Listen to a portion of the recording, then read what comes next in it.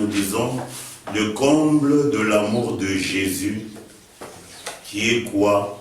Sa miséricorde, qui est le pardon des péchés. Amen. Dans le comble de l'amour de Jésus, c'est-à-dire, c'est un amour bourré, plein, qui n'a pas besoin qu'on y ajoute quelque chose, c'est-à-dire, il est nécessaire et suffisant. Et ce comble, c'est sa miséricorde ou le pardon des péchés. Ce comble de l'amour, nous pouvons aussi l'appeler la réparation de l'infidélité, de la désobéissance, de la rébellion du pécheur. Cette réparation, c'est ce qu'on peut appeler en d'autres termes la guérison de notre infidélité, de notre désobéissance et de notre rébellion. C'est ça le comble de l'amour du Seigneur. Donc il est venu sur la terre pour nous manifester sa miséricorde. Et sa miséricorde, c'est quoi? C'est réparer notre infidélité, guérir notre infidélité, réparer notre désobéissance, guérir notre désobéissance, réparer notre rébellion, guérir notre rébellion. Amen. Pour cela, nous allons commencer par deux textes. Le premier, nous lisons dans Jean 13. À partir du premier verset, nous sommes dans Jean 13. L'Écriture déclare, nous lisons le premier verset, le reste, on va le lire plus tard. Avant la fête de Pâques, Jésus, sachant que son heure était venue de passer de ce monde au Père, ayant aimé les siens qui étaient dans le monde, mit le comble à son amour pour eux. Amen. Donc nous voyons ici le texte qui révèle l'élément clé, l'élément le plus important que Christ a fait, c'est qu'il a mis le comble à son amour pour les siens. Et ce même texte est donné dans Osée chapitre 14. Nous lisons le verset 4, il est dit ceci, c'est Dieu qui parle, il dit, « Je réparerai leur infidélité, j'aurai pour eux un amour sincère, car ma colère s'est détournée d'eux. » Amen. Là où il y a le péché, il y a la colère des dieux. Amen. La base du trône des dieux, c'est la justice, l'équité. Partout là où il y a le péché, il y a le châtiment des dieux. Maintenant, le comble de l'amour des dieux, c'est qu'il a envoyé Jésus pour procéder à la réparation de notre infidélité, afin que nous jouissions de l'amour sincère des dieux. Amen. C'est pour ça qu'on l'appelle souvent, il est le réparateur des brèches. Amen. Quand quelqu'un a une clôture et que dans sa clôture il y a des brèches, les ennemis peuvent entrer. Et les brèches dont il est question, ce sont les péchés dans notre vie qui donnent autorisation au diable de venir au-dedans de nous.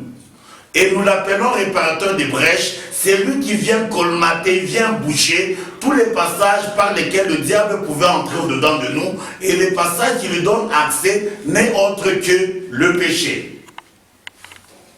Donc, je ne sais pas si on se comprend un peu dans ce que nous sommes en train de dire. Maintenant, quand nous rentrons dans Jean 13,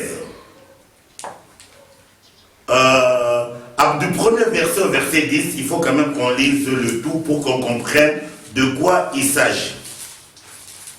Jean 13, du premier verset au verset 10, l'Écriture déclare. Avant la fête de Pâques, Jésus, sachant que son heure était venue de passer de ce monde au Père, ayant aimé les siens qui étaient dans le monde, mit le comble à son amour pour eux.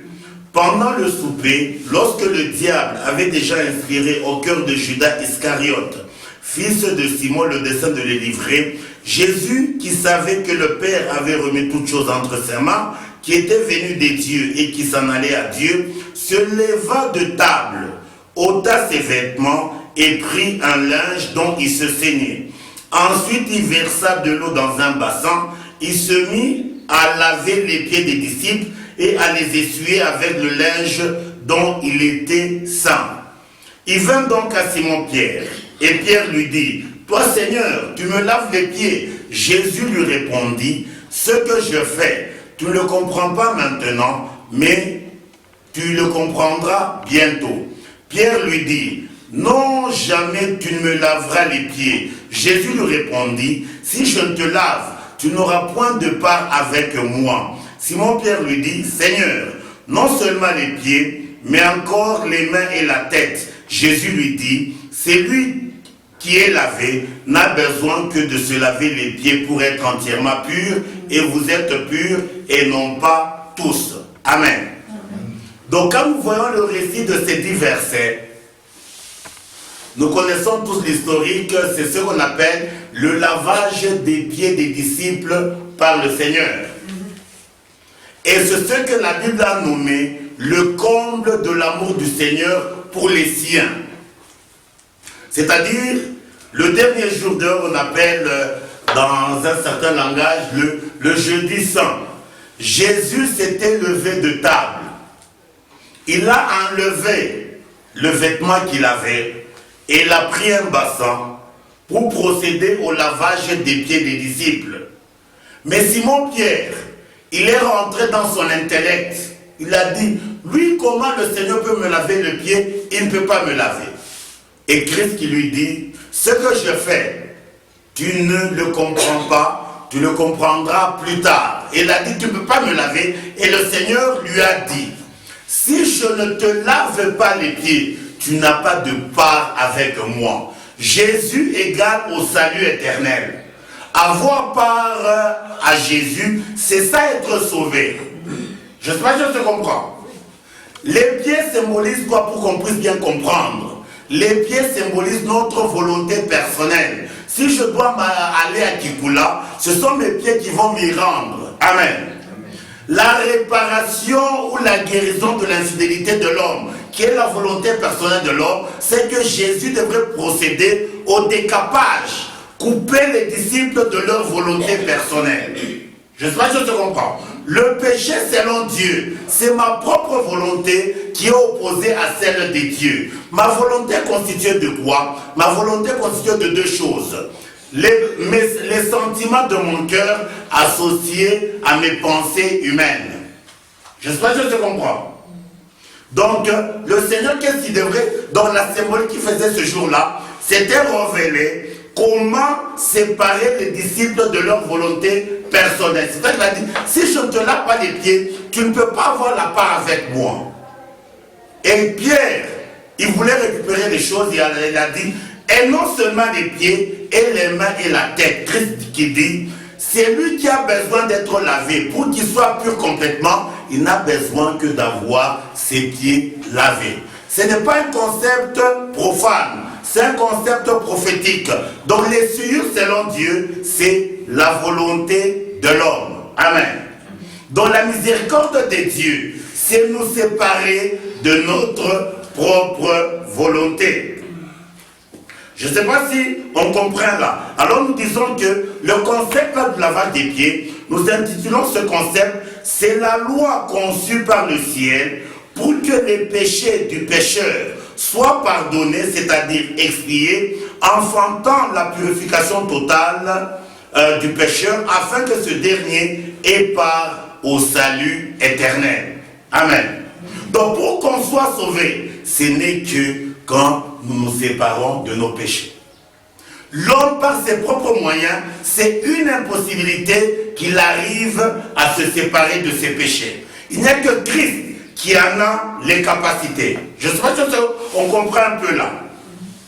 C'est là où nous disons maintenant, tout exaucement de prière, sans le pardon des péchés, n'a rien à voir avec le sacré du trône éternel. Amen.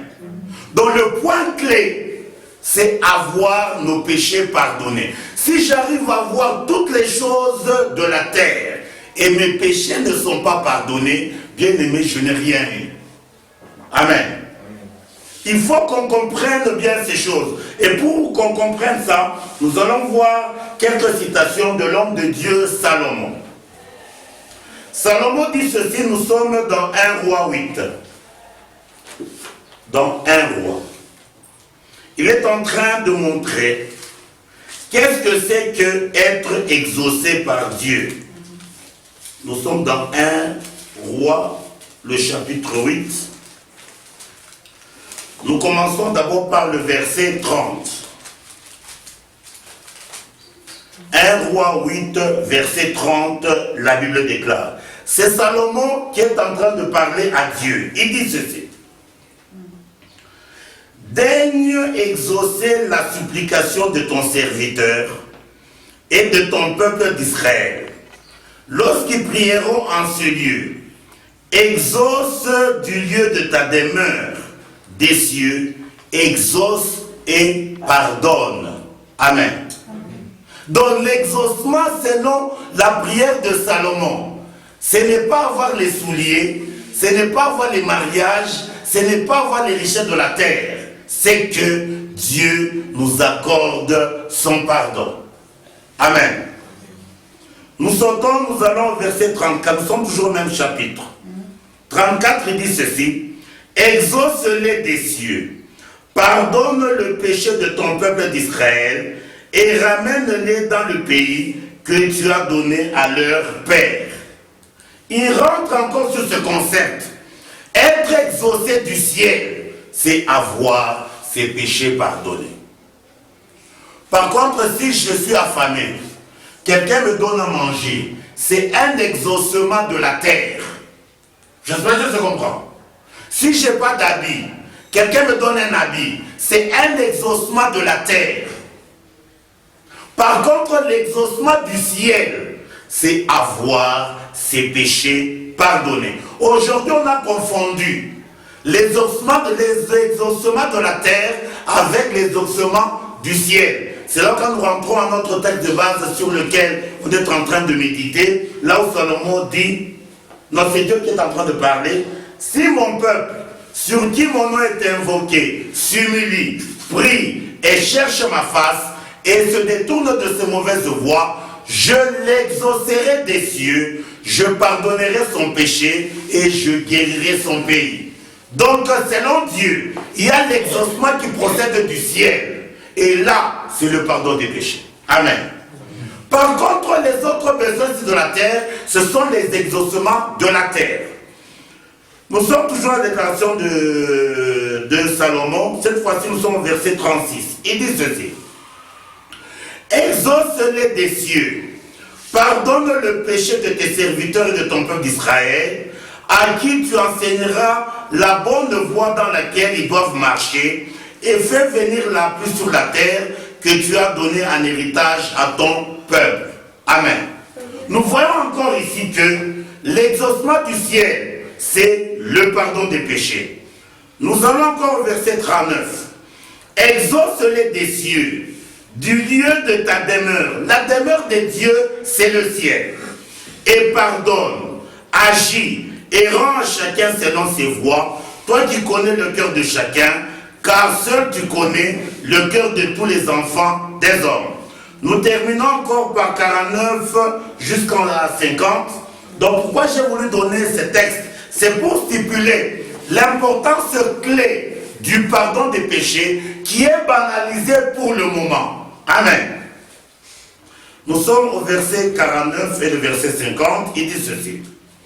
Exauce des cieux du lieu de ta demeure leurs prières et leurs supplications et fais leur droit. Pardonne à ton peuple ses péchés et toutes ses transgressions contre toi. Excite la compassion de ceux qui le retiennent captifs afin qu'ils aient pitié d'eux. Amen. Dans ce point, c'était pour montrer que tout exaucement de prière sans le pardon des péchés, ça n'a rien à voir avec le sacré de Dieu.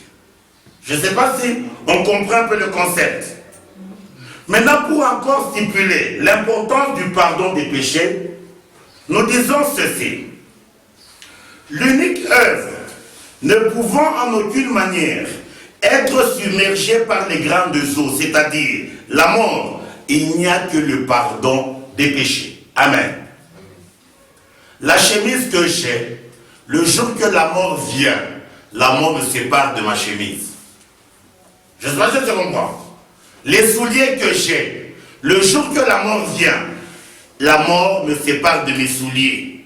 Les enfants que j'ai, le jour que la mort vient, elle me sépare de mes enfants. Même le mariage, la mort quand elle vient, elle me sépare de ma femme. Amen. Mais il y a une œuvre que la mort ne peut pas séparer. Quelle est cette œuvre? C'est l'amour de Dieu. C'est là quand nous lisons dans Cantique 8-7. Cantique des Cantiques, le chapitre 8, le verset 7, la Bible déclare. Cantique des Cantiques 8-7, la Bible déclare. Les grandes eaux ne peuvent éteindre l'amour, et les fleuves ne le submergeraient pas. Quand un homme offrirait tous les biens de sa maison contre l'amour, il ne s'attirerait que le mépris. Dans les grandes eaux dont l'Écriture parle, révèle la mort. Amen. Il n'y a que notre amour avec Christ que la mort ne peut pas submerger. Mais par contre, toutes les relations d'intimité qu'il y a sur la terre, si j'ai une maison, j'aime ma maison, le jour que la mort vient, ma maison cesse d'être ma maison. Je sais pas si je comprends. Ce ne sont pas des fables que nous sommes en train de vous dire. Chacun a déjà expérimenté. En venant sur la terre, on n'a rien amené, et en partant, on ne peut rien amener. L'unique élément qui peut nous accompagner de l'autre côté, il n'y a que la miséricorde de Dieu. C'est pour cela que nous disons, c'est la chose la plus importante. Amen. Selon nous allons rentrer un texte qu'on a déjà lu, qui révèle le mystère de la mort. Après la mort physique, s'il y a une chose qui va de l'autre côté, il n'y a que le pardon des péchés. Nous sommes dans Job 33. Nous lisons à partir du verset 24. Job 33. À partir du verset 24, la Bible déclare.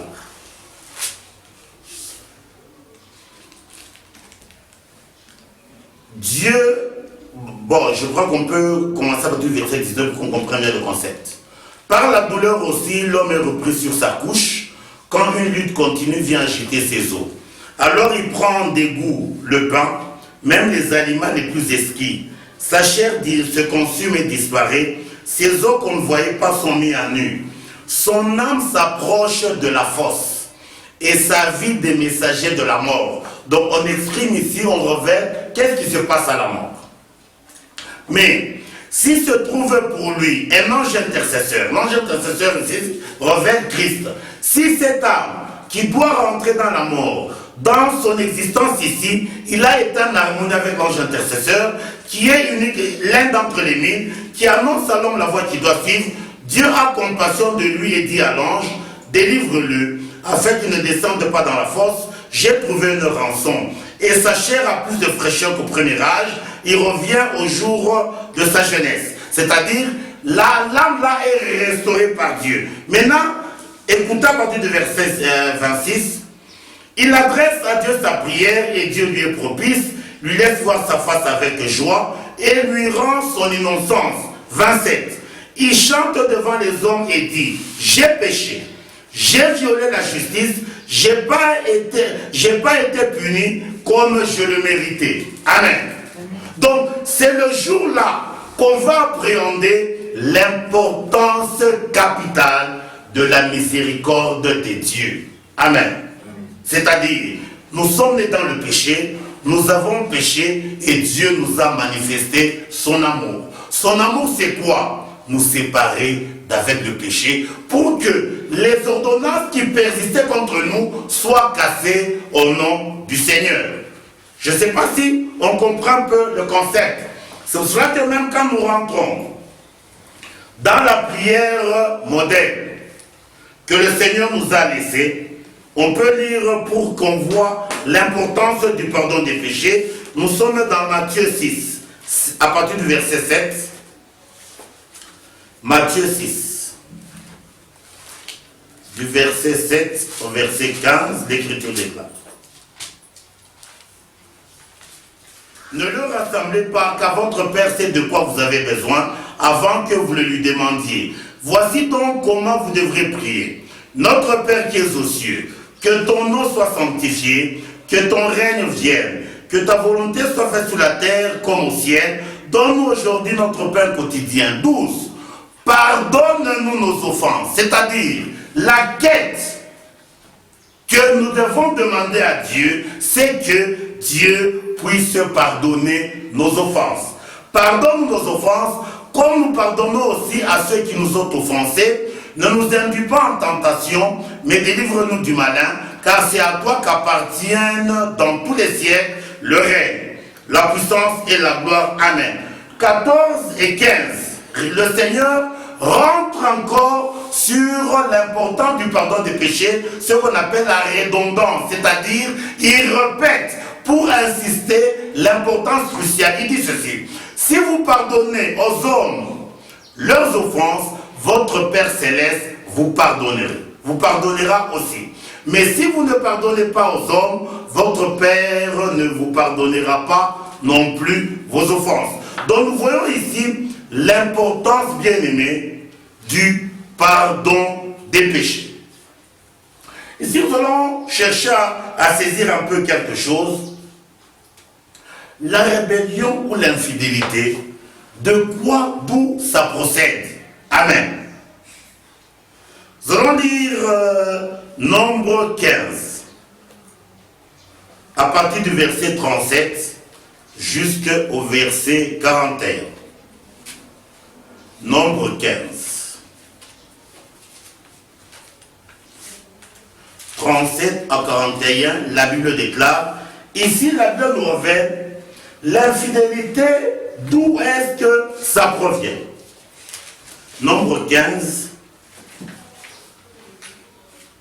37 à 41. Il dit ceci.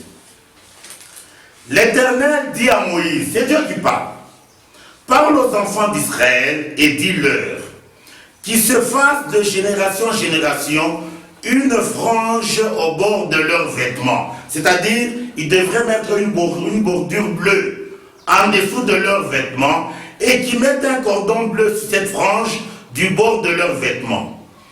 Quand vous aurez cette frange, vous la regarderez et vous vous souviendrez de tous les commandements de l'Éternel pour les mettre en pratique, et vous ne suivrez pas les désirs de vos cœurs et de vos yeux pour vous laisser entraîner à l'infidélité. Amen. Donc l'infidélité procède du désir de nos cœurs et du désir de nos yeux. Amen. Si je suis conduit par mon cœur et par mes yeux, je peux chanter 1000 ans, je nage dans l'infidélité. J'espère que tu comprends. Donc l'œil est là pour que nous puissions pécher. Notre cœur est là, corrompu, pour que nous puissions être entraînés dans l'infidélité. Amen. C'est pour cela que pour Dieu, un enfant de Dieu, c'est celui qui est conduit par la foi et non pas par les yeux. Amen. Notre cœur physique, il est à gauche, c'est pour révéler que tout homme en lui-même, son cœur, il est corrompu, il est mauvais. Nous devons avoir la dimension dans laquelle est entré David, où Dieu dit de David, l'homme selon mon cœur. Donc David a résolu que son cœur était corrompu. Alors il a pris la résolution de le foutre dehors et de fonctionner avec le cœur des dieux. Amen.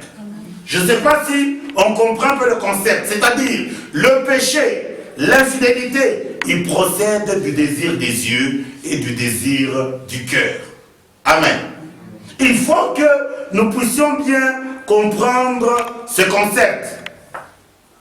C'est là où, pour paraphraser un peu ce que nous étions en train de dire, que quand nous rentrons dans Romains 11:32, il dit ceci, j'ai déjà donné ce texte, qui dit ceci: Dieu a renfermé tous les hommes dans la désobéissance, afin de faire miséricorde à tous. La désobéissance, c'est quoi? Nos yeux, notre cœur, nos cinq sens. Amen. La volonté de Dieu est que nous soyons régis par l'essence du Seigneur et par la parole, les pensées du Seigneur. Nous allons lire un peu un texte qui révèle un peu qui est l'Éternel au juste. Parce que souvent, les gens disent qu'ils connaissent Dieu, alors que réellement, ils ne le connaissent pas. Pour cela, nous allons voir la déclaration de Dieu lui-même à travers Moïse. Nous sommes dans Deutéronome 34, du verset 5 au verset 7. Deutéronome 34, du verset 5 au verset 7.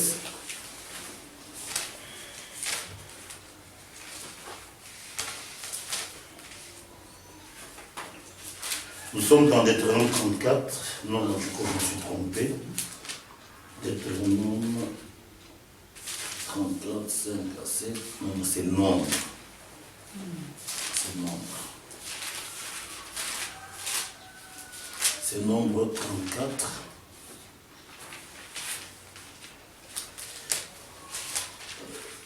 Moi, je veux te donner le verset, je crois, ce n'est pas... c'est un verset vraiment important. C'est un verset vraiment important, il faut que nous puissions... Oui, c'est Exode. Exode 34, 5 à 9. C'est un verset vraiment très important. Il est dit ceci. Nous sommes d'Exode 34, et Exode 34, 5 à 9, la Bible déclare. L'Éternel descendit dans une nuée, se tint là auprès de lui, proclama le nom de l'Éternel. Et l'Éternel passa devant lui, s'écria. Donc ici, c'est Dieu lui-même qui parle à Moïse. L'Éternel, l'Éternel, Dieu miséricordieux et compatissant, lent à la colère, riche en bonté et en fidélité, qui conserve son amour jusqu'à 1000 générations, qui pardonne l'iniquité, la rébellion et le péché, mais qui ne tient point le coupable pour innocent. Amen. C'est-à-dire, quand quelqu'un est coupable, c'est une impossibilité que Dieu puisse le considérer comme étant innocent.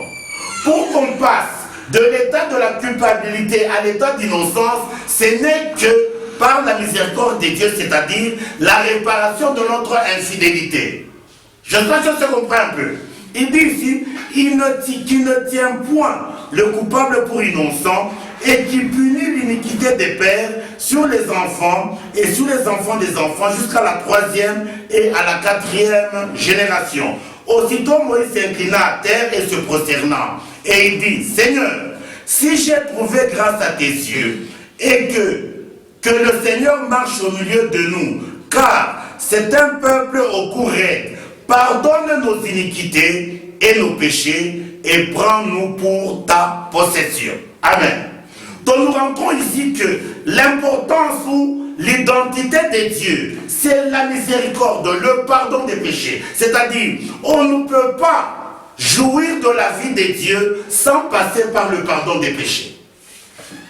Je ne sais pas si on comprend un peu le concept. C'est là où, quand vous lisez Matthieu 5, 17 à 19, vous pouvez lire à la maison, l'Écriture dit ceci. C'est Christ qui parle. Ne croyez pas que je sois venu sur la terre abolir la loi ou les prophètes. Je suis venu pour accomplir. Non seulement voir un peu, quelle corrélation y a-t-il entre le lavage des pieds de Jean 13 et la loi de Moïse? Amen. Parce que le Nouveau Testament, la spiritualité, bien aimé, ce sont des choses spirituelles.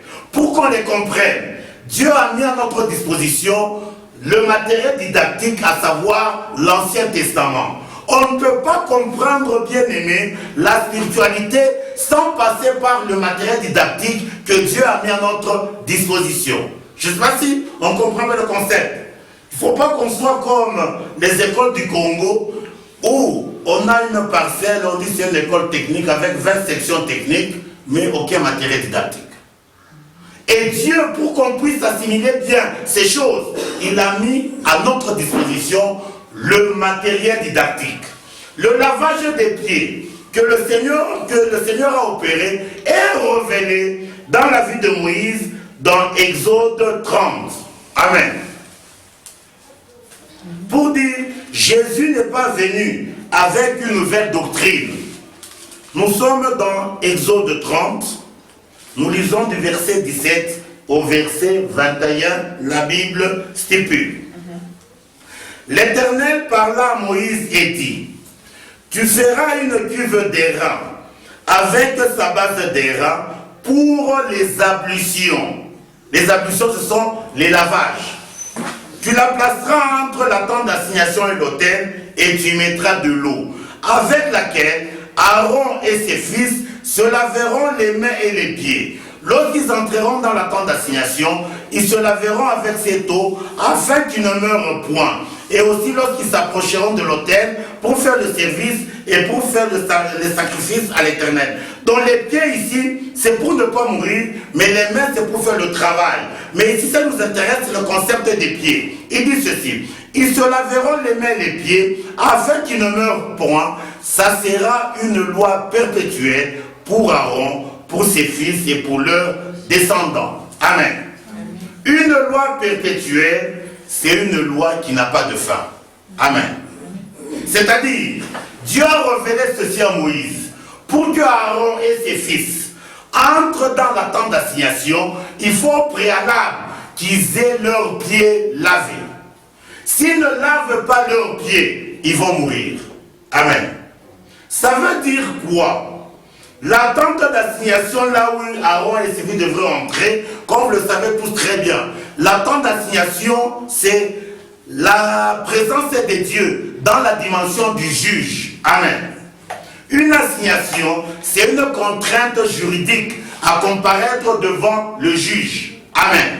Et tous les humains de la terre, nous sommes des assignés, nous sommes des prévenus. Un jour, on va comparaître devant le juge. Comme Hébreu le dit, il est réservé aux hommes de mourir une seule fois, après quoi vient le jugement. Amen. Donc tous, nous devons comparaître devant le juge. Maintenant, comme la rigueur de la justice de Dieu est au sommet, maintenant Christ, pour aider ses bien-aimés, pour que le jour qu'ils vont entrer devant le jugement de Dieu, qu'ils soient quittes, c'est pour cela qu'il leur a manifesté sa miséricorde. Amen. Sa miséricorde, c'est quoi? Les séparer de leur propre volonté. C'est la volonté de l'homme qui constitue le péché. Maintenant, si on se retrouve devant Dieu avec sa propre volonté, bien aimé, vous êtes condamné pour l'éternité. Pour que vous ne soyez pas condamné, il faut qu'au préalable, avant de rentrer dans la dimension de Dieu, en tant que juge, que vos pieds soient lavés. Je ne sais pas si on comprend un peu le concept. Donc, la tente d'assignation révèle Dieu en tant que juge. Maintenant, si vous êtes trouvé propice, alors vous allez maintenant entrer auprès de Dieu en tant que tabernacle. Le tabernacle, c'est l'habitation de Dieu avec son peuple, afin que ce dernier l'ait agréé. Donc l'agrément a comme base quand nous nous séparons de nos péchés. Amen.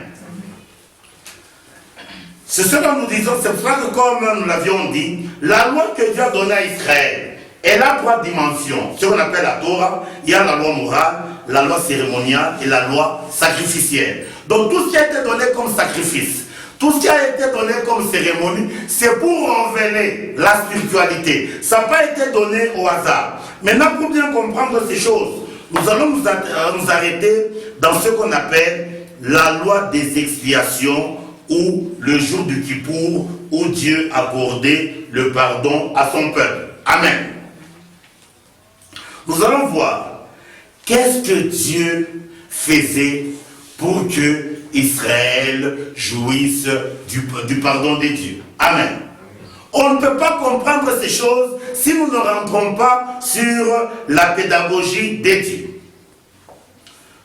Nous allons aller dans Lévitique 23. Lévitique 23, nous lisons à partir du verset 26, Lévitique 23. Lévitique 23, à partir du verset 26 jusqu'au verset 32, la Bible déclare. L'Éternel parla à Moïse et dit, le 10e jour de ce septième mois, ça sera le jour des expiations. Vous aurez une sainte convocation, vous humilierez vos âmes et vous offrirez à l'Éternel des sacrifices consumés par le feu. Vous ne ferez aucun ouvrage ce jour-là, car c'est le jour des expiations où doit être faite pour vous l'expiation devant l'Éternel votre Dieu. Toute personne qui ne s'humiliera pas ce jour-là sera retranchée de son peuple. Toute personne qui fera ce jour-là un ouvrage quelconque, je la détruirai du milieu de son peuple. Vous ne ferez aucun ouvrage, c'est une loi perpétuelle pour vos descendants. Dans tout le lieu où vous habiterez, ça sera pour vous un sabbat, un jour de repos, et vous humilierez vos âmes.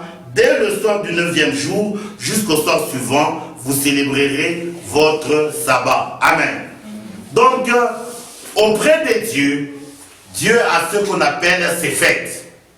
Toutes les fêtes des dieux révèlent le Christ.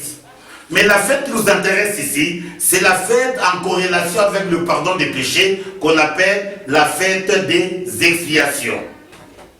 Cette fête des expiations, elle était célébrée le 7e mois dans le calendrier juif. Le 7e mois dans le calendrier juif, il porte ce nom, le mois d'Étanine. Étanine veut dire quoi? C'est qu'il y a de la pérennité, c'est qui ne s'arrête pas. Amen. C'est-à-dire, auprès de Dieu, il y a 3 choses qui ne s'arrêtent pas. Pendant ce 7e mois, on célébrait 3 fêtes. La première, la fête de trompette. La trompette révèle la parole. La parole, elle est éternelle.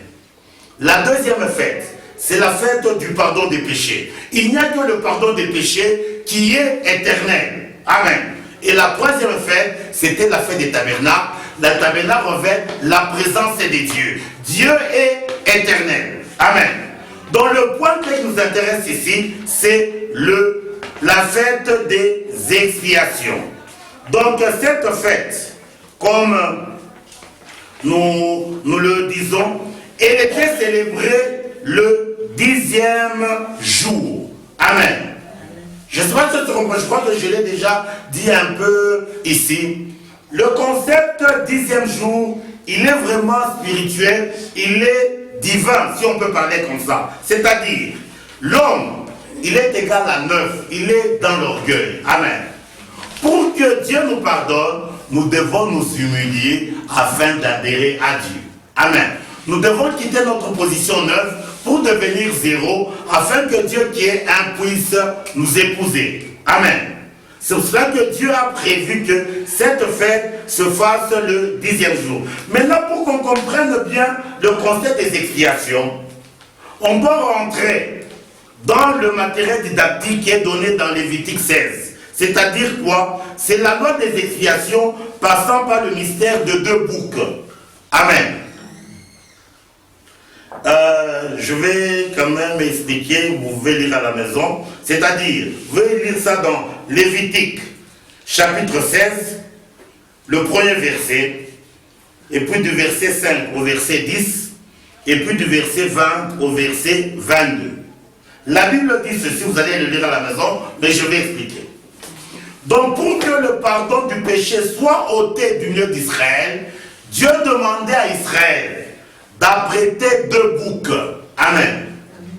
Un bouc. Sur les 2 boucs, Aaron devrait jeter 2 sorts. Un sort pour l'Éternel et un sort pour Azazel. Amen. Qu'est-ce que c'est qu'un sort? Un sort, c'est une décision qui n'a rien à voir avec vous, mais qui détermine votre destinée. Amen. Le bouc révèle quoi dans la spiritualité? Le bouc révèle ce qui a la réprobation des dieux. Amen. Ce que Dieu rejette.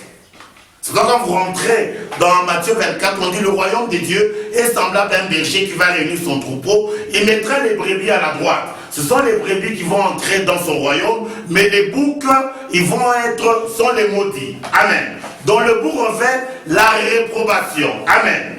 Maintenant les 2 boucs. Sur un, il y a le sort d'appartenir à l'Éternel, et sur l'autre, c'est le sort émissaire. Amen. Je ne sais pas si je comprends. Un bouc émissaire, c'est lequel? J'ai fait une chose, mais je suis malin, mais je veux que la faute retombe sur une autre personne. Amen. Tous les boucs émissaires qui puissent exister sur la terre, ce sont des faux. L'unique bouc émissaire qui a été prédestiné par Dieu, si vous déchargez de vos péchés sur lui, réellement les péchés vous quittent, il n'y a que la personne de Christ. Amen. Donc les deux boucs révèlent Christ dans les deux dimensions. Amen.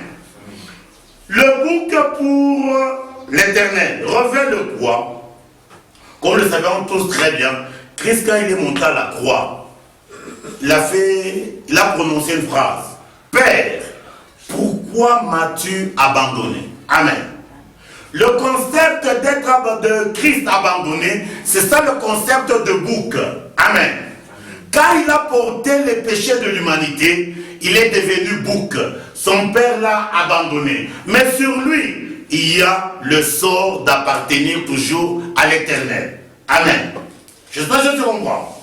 Maintenant, l'autre dimension, c'est ça, le bouc pour Azazel. C'est ça quand vous rentrez dans le texte que je vous ai donné, on immolait le bouc sur lequel il y avait le sort pour l'éternel, ça révèle Christ qui a été abandonné, mais qui appartient toujours à l'éternel. Mais l'autre dimension, le bouc pour Azazel, bon, on va quand même lire cette partie. Le bouc pour Azazel, nous sommes dans Lévitique 16. C'est comme ça que Christ enlève nos péchés. Le bouc pour Azazel, nous sommes à partir du verset 20, il est dit ceci. Lorsqu'il aura achevé de faire l'expiation pour le sanctuaire, pour la tente d'assignation et pour l'autel, il fera approcher le bouc vivant.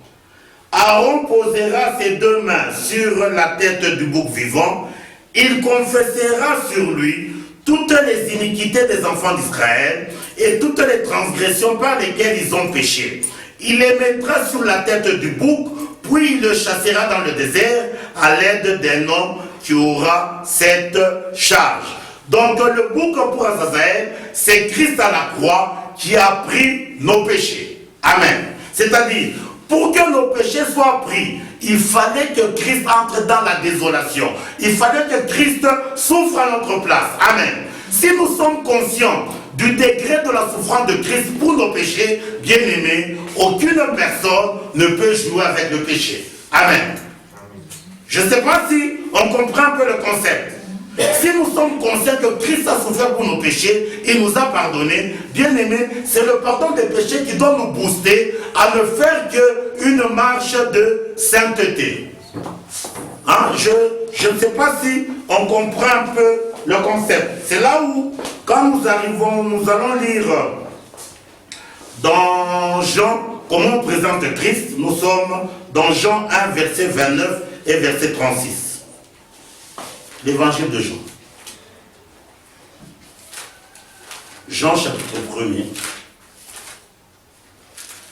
verset 29 et verset 36. Il est dit ceci. Le lendemain, il vint Jésus venant à lui et dit, voici l'agneau de Dieu qui ôte le péché du monde. Bien-aimé, par nos propres moyens, c'est une impossibilité que le péché parte. Le verset 36. Ayant regardé Jésus qui passait, il dit, voici l'agneau de Dieu. Amen. Donc, il n'y a que seul Jésus que Dieu a fait qu'il soit bouc pour Azazel, bouc émissaire, afin que le péché nous soit ôté. Amen. Et c'est ce que j'ai appelé le comble de l'amour du Seigneur. Amen. Maintenant, quand nous rentrons au lavage des pieds, Christ étant quand il était à table avec ses disciples, il était comme le patron. Amen. Et Christ à table, il révèle Christ glorieux quand il était au ciel. Il s'est levé de table. Il a enlevé le vêtement. Le vêtement ici révèle je veux dire son corps, c'est-à-dire en ôtant son vêtement, c'est ça l'image prophétique de sa mort à la croix. Quand vous lisez dans Hébreu, il dit ceci, il a inauguré la route à travers du voile qui est son corps. Amen. Donc ce qu'il a fait ce jour-là, c'était des illustrations pour révéler l'œuvre qu'il devrait faire à la croix. Et quand il a élevé ce vêtement, c'est à ce moment-là qu'il a pris le bassin. Et dans le bassin, il y avait l'eau, et c'est cette eau qui devrait procéder au lavage des pieds. Le bassin qu'il a pris, c'est ça l'illustration de la cuve des ablutions qui est entre la tente d'assignation et l'autel. Et la cuve des ablutions, c'est ça l'image de son sang qui a été aspergé à la croix. Amen. Quand on a percé ses côtes, trois choses sont sorties. L'eau, le sang, ainsi que l'esprit. Amen. Ce sont ces éléments qui sont en mesure d'ôter le péché dans notre existence. Amen. Pour bien comprendre ces choses, nous allons nous attarder sur ce qu'on appelle l'eau de purification en Israël. On en prend un peu de temps. Oui, ça. On va parler de ce qu'on appelle l'eau de purification. Amen. Amen. Nous sommes dans Nombre 19.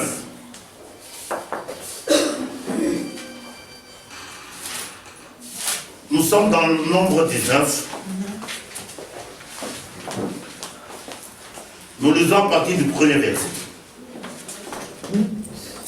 Nombre 19, nous lisons du premier verset au verset 6, et puis on va sauter, on va de 9 à 10. Donc, Nombre 19, 1 à 6, la Bible déclare. Le titre de ce texte est « La vache rousse », c'est-à-dire l'eau de purification. L'Éternel parla à Moïse et à Aaron et dit « Voici ce qui est ordonné par la loi que l'Éternel a prescrite en disant « Parle aux enfants d'Israël et qui t'amènent une vache rousse, sans tache, sans défaut corporel et qui n'a point porté de jour. Vous la remettrez au sacrificateur Eliezer, qui la fera sortir du camp, et on l'égorgera devant lui. Le sacrificateur Eliezer prendra du sang de la vache avec le doigt, et il le fera 7 fois l'aspersion sur le devant de la tente d'assignation. On brûlera la vache sous ses yeux. Donc la vache ici revêt le Christ dans la dimension du veau. Quand vous allez dans le livre d'Apocalypse, vous allez voir que le trône a 4 faces. La première face, c'est le lion. La deuxième, c'est le veau. La troisième, c'est l'homme. Et la quatrième, l'aigle. Ça révèle quoi? Ça révèle Christ dans les 4 dimensions, dans les 4 évangiles. Dans le premier évangile, il est le roi. C'est ça la symbolique du lion. C'est dans Matthieu. C'est pour ça qu'on le présente sous la généalogie de David. On l'appelle le fils de David. Par contre, dans Marc, on commence par son ministère. On ne parle pas. Il est né de qui ou qui l'a enfanté. Marc commence par son œuvre. C'est-à-dire, l'œuvre que Christ est venu faire, c'est pour souffrir, travailler, afin que nos péchés nous partent, afin que les péchés nous soient enlevés. C'est ça la dimension du veau. C'est ce qui est représenté ici dans la dimension de la vache rousse. Par contre, dans Luc, on le présente du côté de Marie. Il est présenté comme l'homme. Ce n'est pas l'homme comme nous. Christ, il est l'homme, c'est-à-dire l'intelligence. Amen. Je sais pas si je comprends. Donc l'intelligence, ça va s'éloigner du mal. En Christ, il n'y avait aucune bêtise. Donc c'est lui l'homme, c'est ça qu'on l'appelle même le fils de l'homme. C'est l'unique qui est le fils de l'intelligence. Par contre, dans Jean, il est présenté comme l'aigle, à savoir la parole qui procède de l'éternité et qui est éternelle. C'est pour ça qu'on dit, au commencement était la parole, ainsi de suite. Vous comprenez un peu? Donc, la vache rousse révèle l'élément, la dimension de Christ. Dans la dimension, on devait travailler pour que les péchés nous soient ôtés. Maintenant, quand nous rentrons ici dans Nombre 19, dans Nombre 19, on dit ceci: on brûlera la vache sous ses yeux. C'est-à-dire, la vache qui a été consumée, c'est ça Christ qui a été immolé. Amen. Il a dû souffrir à notre place. En d'autres termes, il a souffert l'enfer à notre place. C'est pour ça que quand vous rentrez même dans la dimension de l'agneau pascal, on ne devrait jamais le bouillir dans l'eau. Il fallait qu'il soit rôti au feu. C'est-à-dire, être rôti, c'est-à-dire, la douleur devrait pénétrer jusque dans son intimité. Amen. Je ne sais pas si on se comprend. C'est ça la dimension de la vache qui est brûlée. La Bible dit ceci. On brûlera la vache sous ses yeux, on brûlera sa peau, sa chair, son sang et ses excréments. Le sacrificateur prendra du bois du cèdre et l'hysope et du cramoisi. Dans le cèdre, dans la classification des arbres, l'arbre le plus glorieux, c'est le cèdre. Ça révèle quoi? Ça révèle Christ glorieux. Et l'hysope, c'est le dernier des arbres qui puissent exister, qui révèle Christ humilié. C'est ça que David dit, purifie-moi avec l'hysope, je serai plus blanc que la neige. C'est-à-dire, dans les sangles de la vache, on mettait aussi le cèdre ainsi que l'hysope, accompagné du cramoisi. Le cramoisi, c'est un concept qui révèle la rédemption. Quand vous prenez la femme prostituée qui a reçu les deux espions, nous sommes dans Jéricho, qu'est-ce qu'on lui a donné comme garantie? Le fil cramoisi. C'était le fil cramoisi qui était l'assurance de sa rédemption. La Bible dit ceci, le sacrificateur prendra du bois du cèdre et de l'hysope et du cramoisi. Il les jettera au milieu de la flamme qui consumeront la vache. Nous sautons, nous allons au verset 9, il est dit ceci. Un homme pur recueillera la cendre de la vache, la déposera hors du camp dans un lieu pur. On la concevra pour l'assemblée des enfants d'Israël, afin d'en faire l'eau de purification, c'est une eau expiatoire. Amen.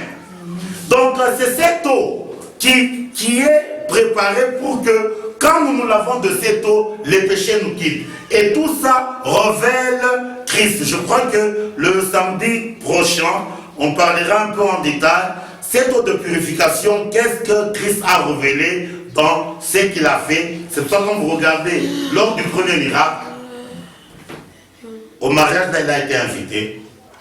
Le miracle qu'il a fait, il a changé l'eau en vin. L'eau était où? C'était dans des vases qui servaient de purification aux Juifs. Amen.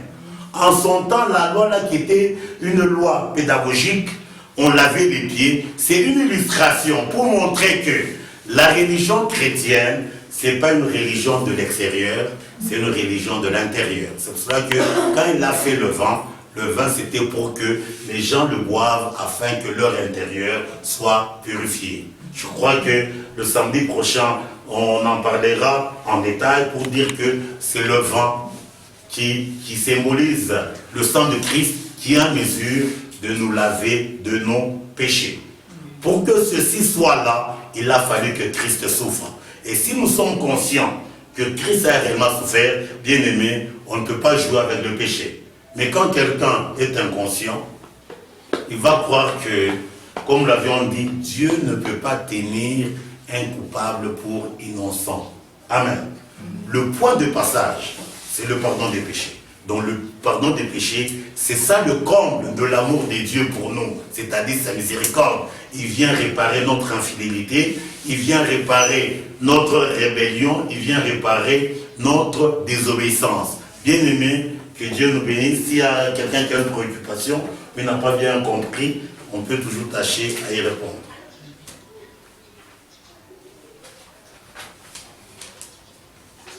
Donc Christ est venu sur la terre, c'est pour nous accorder le pardon. Amen. Mais aujourd'hui, on n'en veut pas. On veut qu'il nous donne les enfants, qu'il nous donne les maris, qu'il nous donne les diplômes. Je ne dis pas qu'on ne peut pas étudier, mais la chose la plus importante, c'est le pardon des péchés.